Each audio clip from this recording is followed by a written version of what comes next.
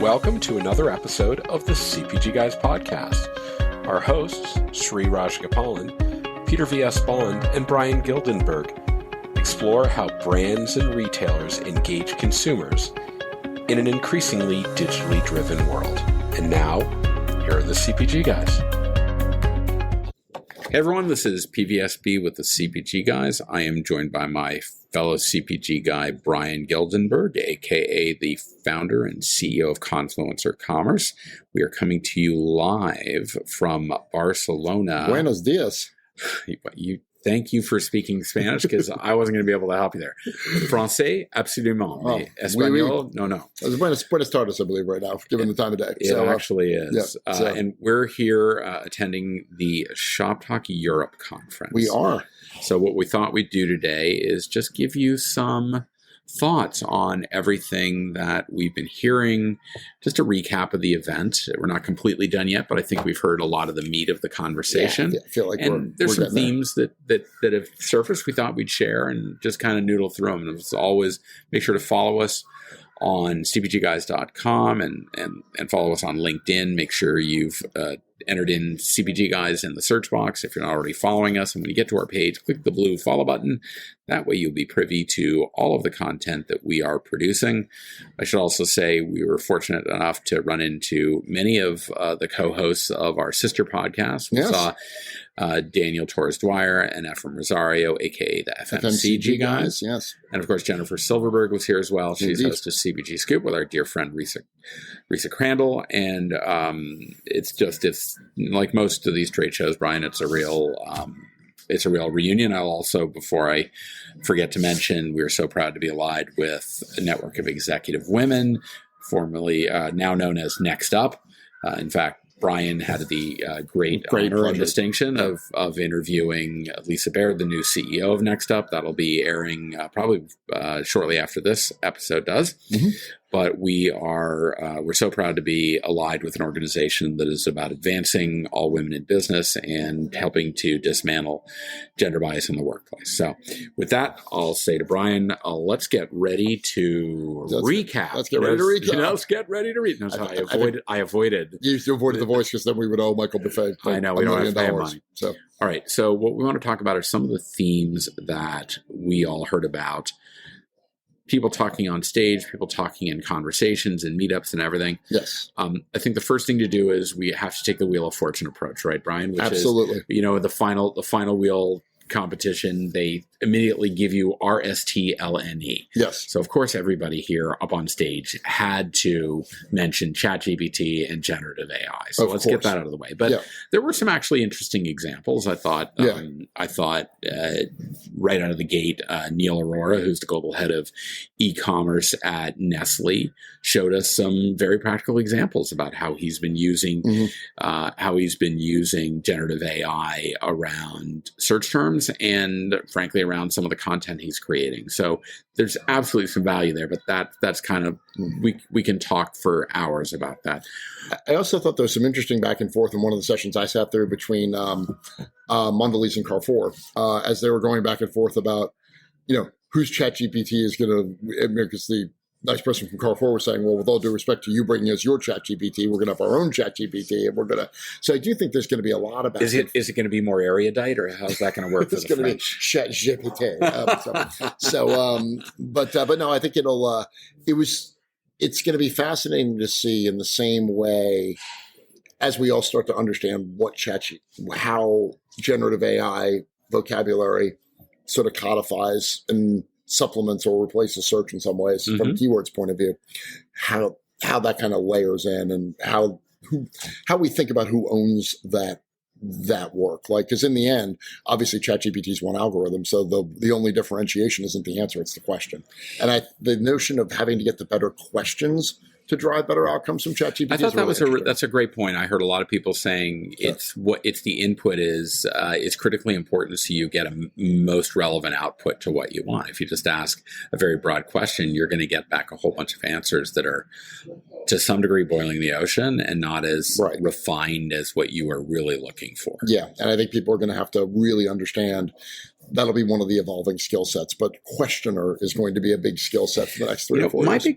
My big thought around this whole thing is we're on the Chat GPT, so we might as well just beat it to death. Oh, let's do it. Let's just do it. Why don't we ask Chat GPT what it thinks of itself? Because fundamentally, it does require if you want to get a very refined answer, it will require a more sophisticated question. We've spent the better part of the last 20 years indoctrinating shoppers on how to do one each searches on sites like Amazon. Right. And they throw in a brand name or they throw in the name of a product. But how are we going to adjust and educate and train consumers to a world where they can literally say, I've got a party for 20 coming, what should I get? And the retailer plops back an entire plan of products that they would need, that they eat, that they serve with, that they entertain with. Yeah. That's going to be another step function in consumers' ability to really embrace all the capabilities. The capabilities are going to be there. The question is, are the consumers ready to really understand how to use them without an operating manual? Right. Well, and I think that's true. And oddly enough, and this just occurred to me now, so that's okay. Let's riff with it. Yeah. So, because I've used for years. We give deep thought to everything we talk about here. It is structured out. But no, it dates back to a model that I've used over the years to take a look at content and just basically saying that the war of the future isn't between digital and physical. The war of the future is between vertically organized content and horizontally organized content. Vertically organized content is every search ever because it's hierarchical, right? And every physical store with signs that point out what's in what aisle, right? Category, subcategory, subcategory item, vertical. Yep. There's a whole ecosystem of horizontal content in the world. Yep. Best example of that is Pinterest from a content point of view. Best example of that is TJ Maxx from a retailer point of view. TJ Maxx might as well not have aisle signs. Nobody cares. Nobody cares. They're just wandering around looking to see. They're in discovery mode. They're in discovery mode. And I think what ChatGPT is, it's the horizontal version of a vertical search product. Oh, that's so interesting. And I think it's going to be fascinating that when you think about what you'll be able to learn, it might be more interesting to look at how people use something like Pinterest to understand how ChatGPT can be helpful than to look at something like Google. So I'm intrigued by this as an idea, and I'm always intrigued by anything that sort of points out the inherent value of Pinterest, even though monetization-wise it always struggles because it sits in what's traditionally known as a weird part of the funnel. I think ChatGPT might also do that, except that ChatGPT can also completely co-opt search when it needs to. Maybe it's in a different funnel, like a beer funnel from college. That would be superb. So yes, that would be outstanding. So ChatGPT keg stands coming next. So we actually did give some credible thought to ChatGPT in this conversation. See, look at us. Check. Yes, we keep our license. Then let's move on to We are the GPT guys. We are the GPT. By the way, my name is Chad. I'm your new host. Hi, this is Chad. I still get messages from people going, "Oh, that was a good." I still think the messages you got though. I will really miss Peter on the podcast. We're hysterical. Putting some from people on our They're like, podcast. What's going on? Why are you giving up the podcast? Look at the date, people. Look at the date. All right. So then we got to move on to our favorite topic, which is, of course, retail media. Okay. So what, Brian, were your thoughts around how people here are talking about retail media versus how people in the U.S. talk about retail media? What are some of the thoughts that you would glean from what you're hearing? Well, I think the single biggest difference is and anybody that's ever heard me talk about this topic will know what I'm about to say. The Amazon centricity of the United States retail ecosystem translates into the Amazon centricity of the retail media ecosystem. Everyone's chasing the market leader in terms of capabilities, in terms of structure. In terms of what retail media is supposed to do. In the United States, it's a very Amazon-centric conversation. Yeah. And that's why you've got Criteo and Citrus ads that are such a big part of the U.S. landscape in terms of, being able to codify biddable search and all the other stuff that goes along with all of that. I think here, most of the retail media evolution is being pushed by retailers that are primarily store-based. Yeah. With the exception of some of the, and then there are some pure e-commerce is dominated more by omni retailers that are primarily brick and mortar. And then there are also some very large pure plays like Zalando that are not Amazon. No. Where you don't have another large pure play in America that is not Amazon really, except for its category specialists like Chewy. And you have a category specialist in that here as well. So I think that the interesting thing is that I think the nature of the conversation around retail media is very different in terms of how to think about what the planning process looks like for bringing together store-based activations and retail media activations, because it's sort of coming out of that store-based thing. The other piece in Europe is that for most of the markets in Europe, a very small select group of retailers are an enormous chunk of your business. Yes. The markets are structured a little bit more like Canada than the US. Yes. From a share point of view, those retailers are often different by market. We'll come back to that. But you've got a few retailers that are basically your only access point. So we were watching Kenan Demirel from Migros in Turkey, who was talking about retail media in the last bit. Migros is an enormously dominant part of the Turkish retail. Yeah, they are. It's especially like Loblaws in Canada. Especially of the formal trade in Turkey. They have about the same share of it that Loblaws does. Yeah. So the need for brands to use retail media is more imperative in some ways if the retailer is trying to set the terms of the conversation. So I just think it's a very different business planning problem here in some ways. And I think in some ways, particularly in the thinking about how you build an integrated store-based plan versus a digital plan, I think the Europeans might be a little further along than we are in the US. Well, what I think is common with the US relative to retail media is this growing concern. Certainly it's been present on the brand side. I think I heard from certainly our the speaker from John Lewis, it's being heard on the retail side, is that there is a need for common measurement, common offerings, everything that makes it easier, frankly, I heard them say, we want to be treated as a media opportunity, not as a retailer. But if you're going to do that, then you're going to have to give brands the measurement techniques so that they can justify shifting their media budgets. Because until you do that, you're still going to be a trade spend. And that's not where these retailers want to be. They want to dip into the budgets they haven't had access to. Absolutely. And I think that's, and whether that is, somebody like, who we referenced before, who's building something like Walmart Connect, which is almost like a separate business, really. She runs, Migros spun off its retail media business. So it's almost a little bit more actually kind of like 8451, where it's sort of its own thing. You've got that piece as they try to reach into these new and different budgets and insist that they plan a little bit differently. And I thought that was interesting where they were talking about delineating very specifically what channels in store are media channels versus what channels in store are trading channels. And again, because retail media here being pushed by the in-store retailers, you've got a probably clearer thinking around that, to be honest, that I saw here than I've seen out of the U.S. retailers. It was interesting. I was having a little bit, as this was going on, I was having a little bit of a side conversation with our dear friend Laura Hyland from BIC. And we were talking about this. Who will be on our podcast someday. Who will be on our, but Laura, you're coming on the podcast. I've explained the story. Yeah, she's coming on the podcast. She has to come on the podcast. She wants to be on the podcast. She really does. She does. Yeah. She loves us. Who doesn't? Who doesn't love us? He loves us. We're adorable. We really are. We're like cherubic. Yeah. Okay. So anyhow, did I say that right? Anyhow, maybe. Who knows? We're a bunch of cherubs. We're like in the Sistine Chapel. We're up there. Please. Can you imagine our faces on the top of the Sistine Chapel? Okay. Yeah. We're digressing. Yeah. Sorry. The less I think about you in a toga picture on the top of the Sistine Chapel app, you're going to be.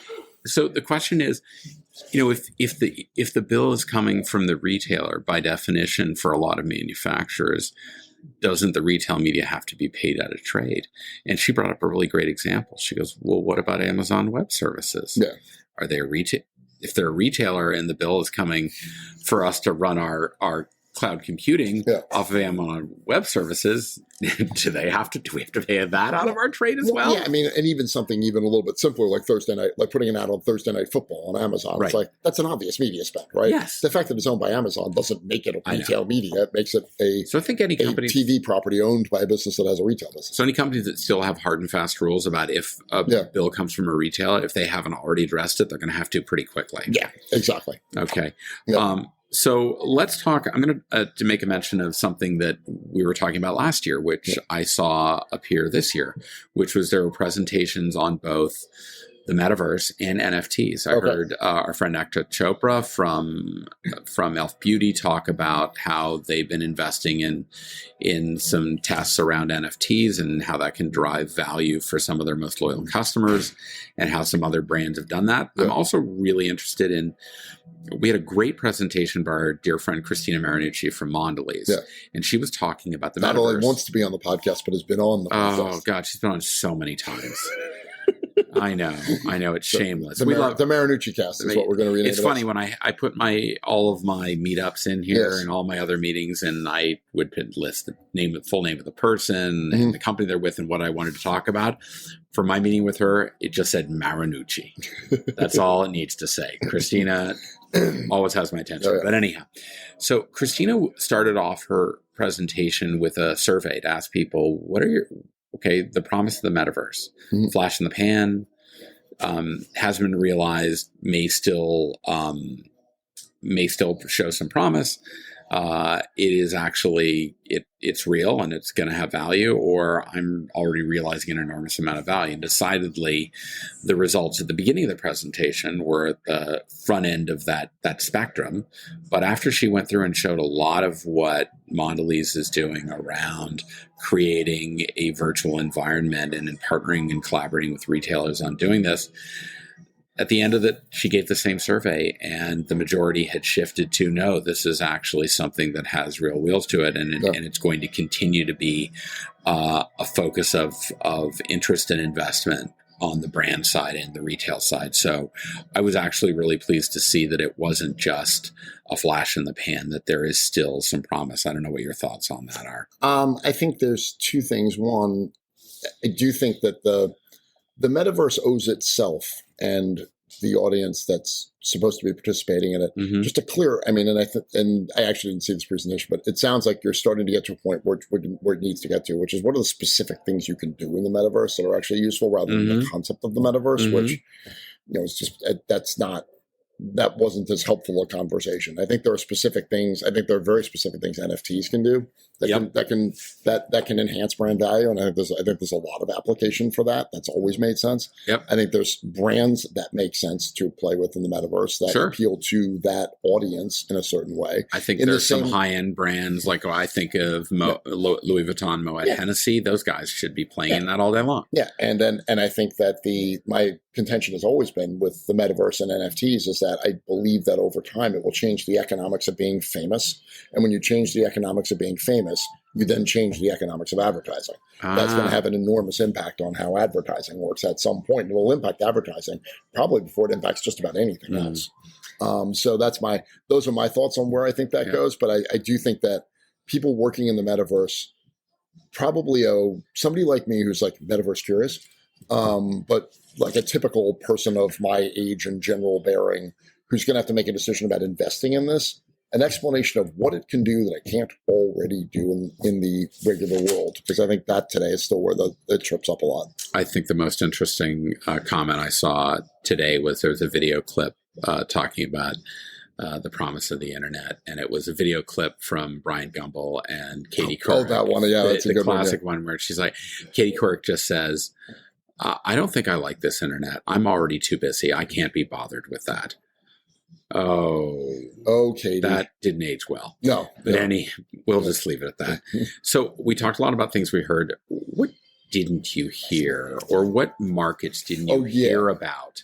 Since we've been here, which is really fascinating. You pulled this out. Remind my jet lag brain of what I wanted to say. I'm giving you the cue. Yes. No, I think the fascinating thing, and this has been, this is my first trip to Europe from a business point of view since before the pandemic. So this is, so you've got 3.5 years of gap. Sure. But when I would come here in the 2010s, the Europeans were always, because a lot of them genuinely have global jobs, whereas in America, when you have a global job, your job is to tell the rest of the world what America is doing. So the Europeans generally actually legitimately have global jobs.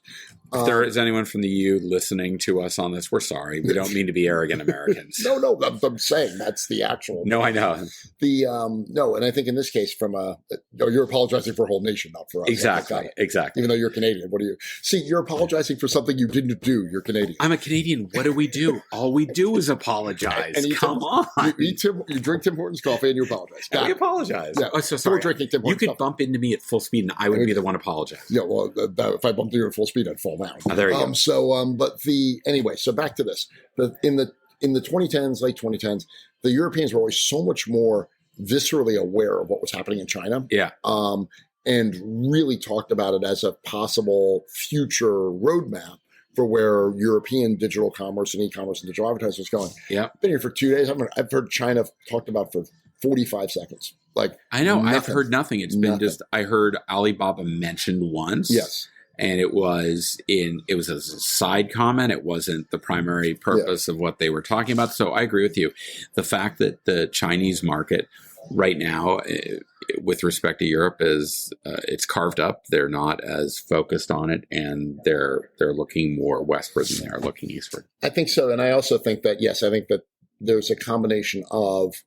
I do think people have begun to realize that the Chinese e-commerce experiment is a fascinating one, but it is a very hard one to extract learnings from because it is so different. And my fear is, unfortunately, I think China's going to start to take the role that Japan always used to play in international businesses, which is like, we could do this everywhere except Japan. No idea how to do it. No idea. Nothing we do in Japan works anywhere else, and nothing we do anywhere else in the world works in Japan. Sorry, I had to pull a Shri. That was my homage to Shri. Shri. We'll edit that out. So I do think I think it was fascinating, the lack of, and because I think people in Europe are preternaturally not inclined to learn from the US, and also that the market's quite different. I think the Europeans are actually trying to sort this stuff out as a theater of really trying to sort it out within a European context, which is really, really interesting because that's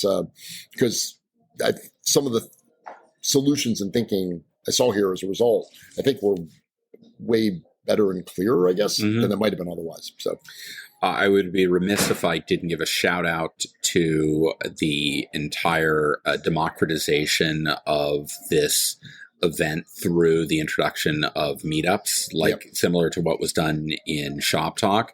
This meetup is essentially a double opt-in speed dating opportunity that was enabled through Persona Tech, which is the company that was created by the founder of Shoptalk and Grocery Shop, our dear friend Anil Agarwal, who was one of our very first guests on the podcast.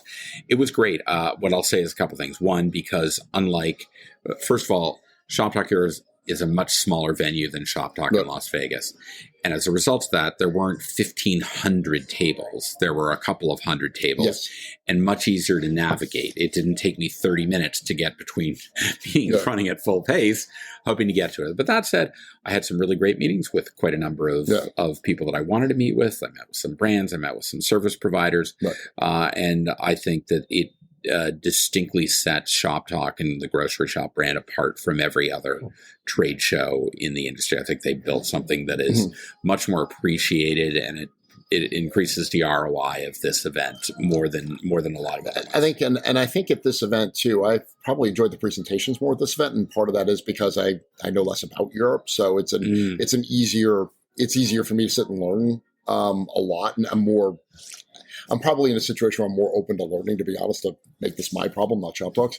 Because sometimes if you're in the US and you feel like you kind of know everything, you get a little, I find myself getting a little over my own skis a little bit in terms of my own understanding of things and being a little more critical. Here, because I really haven't been in this environment in a while, it was really good to just sit and shut up for a few days and learn something.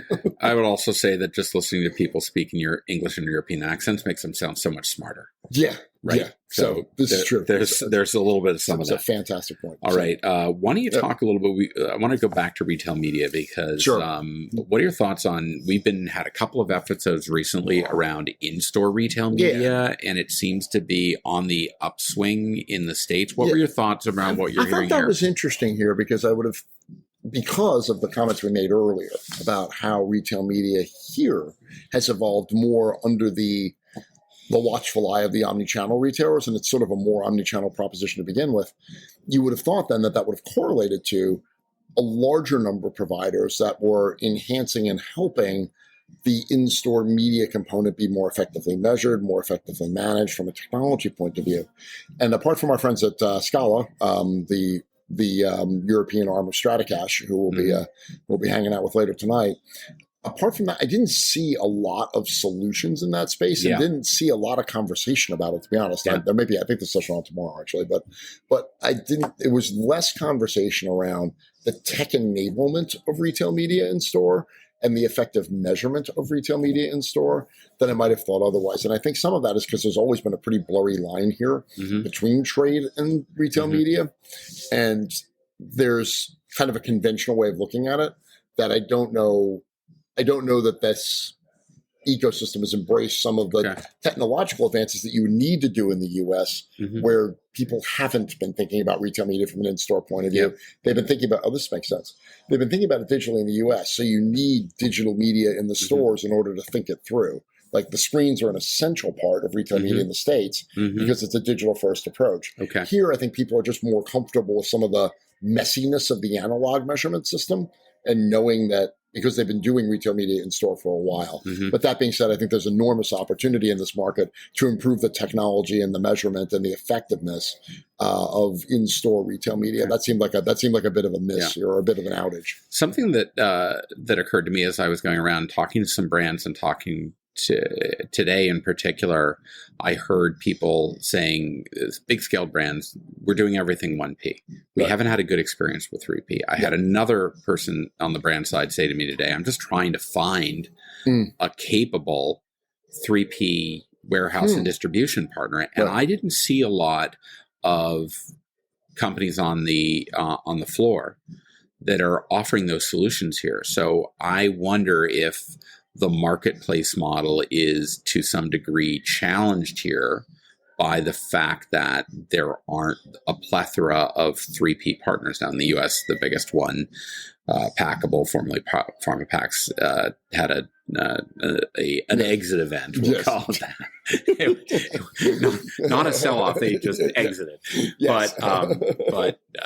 But I don't know that there are that many here, and I think that may well be still a significant problem for some of these big brands, that they're really focused on the brands that they can sell 1P and that they can ship to primarily Amazon. I have a hypothesis about that, which may or may not be right, but it's because logistics and distribution are so much more expensive in Europe than they are in the States.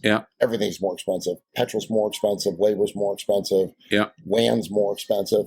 There's a certain amount of scale I think you need to be able to run that business efficiently, and I don't know that those operators are as adept at developing that sort of skill set or capability as they might be otherwise. So that'll be my hypothesis. I just think it's very hard to build an underscaled logistics business in Europe just because it's just economically almost impossible to do so. So I think starting up in the logistics world is difficult. That would be my guess. I think we're going to have to refer this over to the FMCG guys to do a little deeper dive. I would certainly say we are treading all over Daniel and FM's turf. We're going to step away and say, guys, this is for you. And they've got a big. They're going to get Avon Barksdale angry that we're I heard that they were a little bit jealous that the CPG guys went from 2 to 3 recently, bringing you into the franchise. I hear there may be things brewing with the FMCG guys that they're going to try and take it a step further. Yes, they might. We may even have a gender reveal party at some point. We're gonna blow it. We're not going to give up two-way, but it's big. It's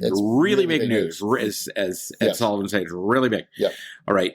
Let's talk a little bit about sustainability. What did you hear? I heard actually quite a number of brands talking about sustainability as a go-to-market strategy and consumer engagement. What are you hearing? Well, same thing, and I think that's consistent with the Europe that I've known for years. Sustainability is always a bigger part of the conversation here than it is in the US. There are real meaningful business objectives tied to it. There are certain countries within Europe, notably Germany, where it is an enormously big deal in terms of how you go to market. Obviously, a lot of the regulations here are quite different. There's rules and tariffs on like virgin plastic here that are very different than they are in the States. So recycling, the European Union has, I think, depending on your point of view around what governments do, has either done a heavy-handed or an excellent, depending on your perspective, job of creating an incentive system that almost pushes you into a more sustainable future. But everybody kind of gets that here. And as a result, the conversations that brands have with retailers and retailers have with brands around sustainability, they're real, they're substantive, they're tied to performance objectives, and they're led by super smart people who are really committed to it. So I always find that really inspirational here as a part of the market space, because people are really good at understanding also how to tell that story to some degree to consumers as well. This is not something that they staff down to a manager level person. They're putting C-level people of incredible caliber who've had great operational experience in the past, to bear on solving these problems. No, I mean, I saw the president of Diageo Europe this morning talking, probably spent a third of her presentation talking about sustainability and purpose and brands. The chief customer officer, Danone, yesterday, who was amazing, did a terrific job of really, again, the commercials, and then really talking about how, as a business, Danone really thinks about what did she put this? A great quote. She goes, there's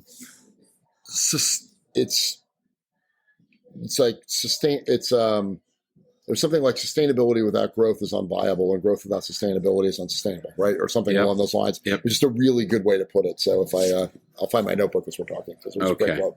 So. Well, that's good. So then while you're looking for that, I'm going to make mention of the fact that one thing I did notice here, even more so that as a proportion of the attendees, certainly compared to other trade shows, but even compared to Shoptalk in the US, the brands were here, and they were here in force. They brought large squadrons of people from big CPG companies to spend some time at this event. I saw large groups from Coca-Cola, from Mondelez, from Diageo. Colgate, Diageo, our dear friend Ephraim being one of those. Of course, yes. They were here in force, and they were ready to learn and talk. Nestle had a lot of people. Shout out to my old colleague Alvaro. There we go. But I was really pleased to see so many brands here, because I think that makes it a much more engaging and meaningful experience, particularly for service providers, because they're obviously investing in coming to this and wanting to have conversations to talk about how their capabilities can help accelerate business for these suppliers, and have the suppliers the manufacturers is very important. I think kudos to the team, Sophie Waro and the team at Shoptalk, for getting the brands here. Yes, and I think one of the brands here was Danone, and their chief customer. This is a great quote here: "Sustainability without growth has no impact. Growth without sustainability has no future." Ooh, I like that. That was awesome. We should just take that for ourselves. Yeah, nobody heard that. No, I'm just kidding. That was really good. All right. Lastly, talk to me about data, because data seems to underpin a lot. What are some of the things you heard about the importance of data in operational excellence and growth? Well, I think it's fascinating, obviously, because Europe has a sort of an interesting and complex history and relationship with data. Clearly, through as many of you who are working in the data space, GDPR is genuinely a 4-letter word in terms of the regulations around data reuse and data, like even emailing a spreadsheet with somebody's name in it here is fraught with complexity and difficulty. So you have a bunch of regulations and rules that to some degree make it harder to navigate. Like everything in Europe, it's regulated to a degree which would be unfamiliar and uncomfortable to an American. But once the regulations are in place, people kind of get used to them and build workarounds for it and figure it out. The biggest thing I thought that was most interesting was some of the conversations around pan-European data, notably Amazon, who talked a lot about sort of their pan-European approach. The gentleman who runs consumables for Amazon in Europe talked about some of the work that they're doing around trying to centralize some of the work that they do across categories in Europe, because a lot of it's the same. And then Carrefour talked a lot about their data lake, their pan-European data lake. And they basically said, look, we've got 3 billion transaction lives or something in there. We've got the largest data lake in Europe.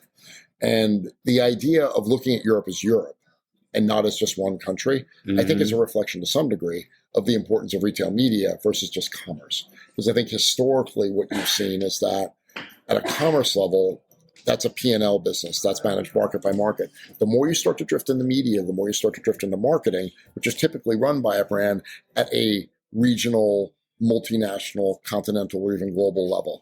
So I think this will be a very interesting back and forth over the next couple of years as retail media becomes a bigger part of the equation.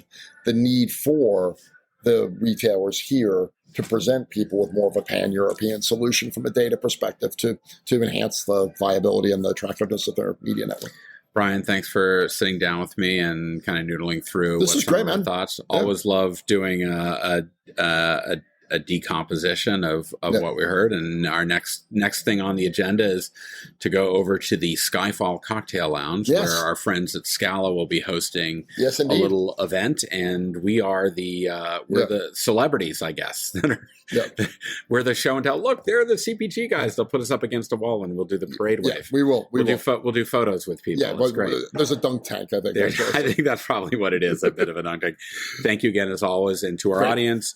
We appreciate you always listening in. We have fun doing this. We're glad to hear from so many people that they have fun listening, and we look forward to speaking with you on the next episode of the CPG Guys podcast. Goodbye. Bye.